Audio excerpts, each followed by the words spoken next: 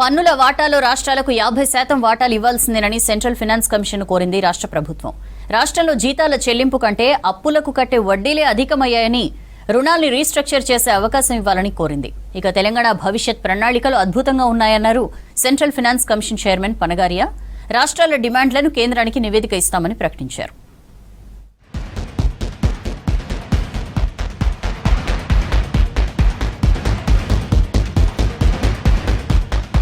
పన్ను ఆదాయంలో రాష్ట్రానికి సగం వాటా ఇవ్వాలని కేంద్ర ఆర్థిక సంఘాన్ని సీఎం రేవంత్ రెడ్డి కోరారు. తెలంగాణ కొత్తగా ఏర్పడ్డ రాష్ట్రమని, దేశంలోనే వేగంగా అభివృద్ధి చెందుతుందని అన్నారు. భారీ రుణభారం రాష్ట్రానికి సవాల్గా మారిందని ఆవేదన వ్యక్తం చేశారు రేవంత్ రెడ్డి. ప్రజాభవన్ సెంట్రల్ ఫైనాన్స్ కమిషన్తో CM Revanth, deputy CM Bhatti Vikramarka, మంత్రులు భేటీ అయ్యారు.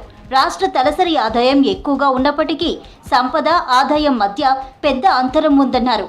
తీసుకున్న అప్పులకు వడ్డీ చెల్లించడం భారంగా మారిందన్న సీఎం, రుణాన్ని రీస్ట్రక్చర్ చేసే అవకాశం ఇవ్వాలని, అదనపు ఆర్థిక సహకారం అందించాలని విజ్ఞప్తి చేశారు.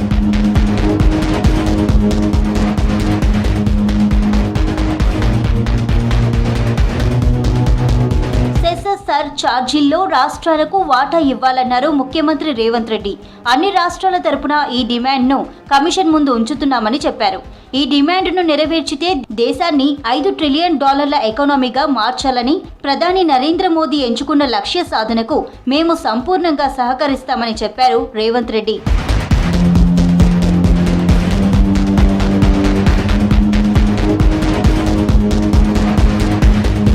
పర్ క్యాపిటా ఇన్కమ్ ఆధారంగా రాష్ట్రాలకు నిధులు పంచడం సబబు కాదని ఫైనాన్స్ కమిషన్ కు వివరించామని చెప్పారు డిప్యూటీ సీఎం బట్టి విక్రమార్క.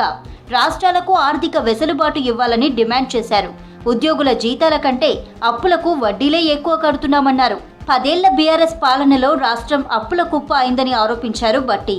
ఆ రాష్ట్రాల్లో అవసరాలు, ఏ ప్రత్యేక అవసరాలు ఉంటే దానికి అనుగుణంగా అవి ఉండకపోవటం వలన రాష్ట్రాలు పెద్ద ఎత్తున కొంత నష్టపోతూ ఉన్నాయి.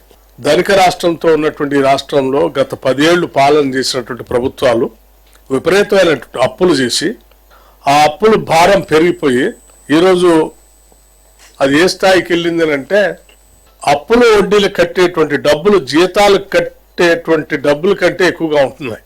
మేము రాష్ట్ర ప్రభుత్వం నుంచి ఏం కోరామంటే, వాటిని కేంద్రం నుంచి ఇచ్చేటువంటి నిధుల్లో ఇప్పుడున్నటువంటి 41% కాకుండా 50%, 50-50 అంటే కేంద్రం 50, మిగతా 50% రాష్ట్రాలకి ఇచ్చే విధంగా మీరు రికమెండ్ చేయండి అని అడిగాం. అర్బన్ డెవలప్మెంట్ పై తెలంగాణ ఫోకస్ చేయడం అభినందనీయమన్నారు 16వ finance commission chairman Arvind Panagariya. రాష్ట్ర భవిష్యత్ ప్రణాళికలు ఫైనాన్స్ కమిషన్ను ఆకర్షించిందన్నారు. డిజాస్టర్ మేనేజ్మెంట్ నిధులపై ప్రభుత్వం నుంచి వినతులు వచ్చాయన్నారు. కేంద్రం నుంచి రాష్ట్ర వాటా నిధుల కేటాయింపుపై దృష్టి సారించామన్నారు. రాష్ట్ర ప్రభుత్వాలు ఇచ్చే వినతుల్లో ప్రజలకు ఉపయోగపడే పాలసీలను కేంద్రానికి సిఫార్సు చేస్తామన్నారు Panagariya. Generally, urbanization has taken a back seat in the development process in India, but Telangana, to me, certainly from what I heard in the presentation, struck as a state which is bringing the urban development also to the forefront.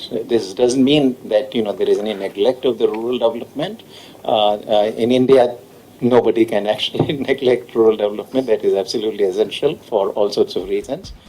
దేశంలోనే Telangana youngest state అన్న ప్రభుత్వం the future state గా పరిగణిస్తున్నామని చెప్పింది. మరోసారి తెలంగాణలో పర్యటించాల్సిందిగా finance commission సభ్యులను కోరింది ప్రభుత్వం.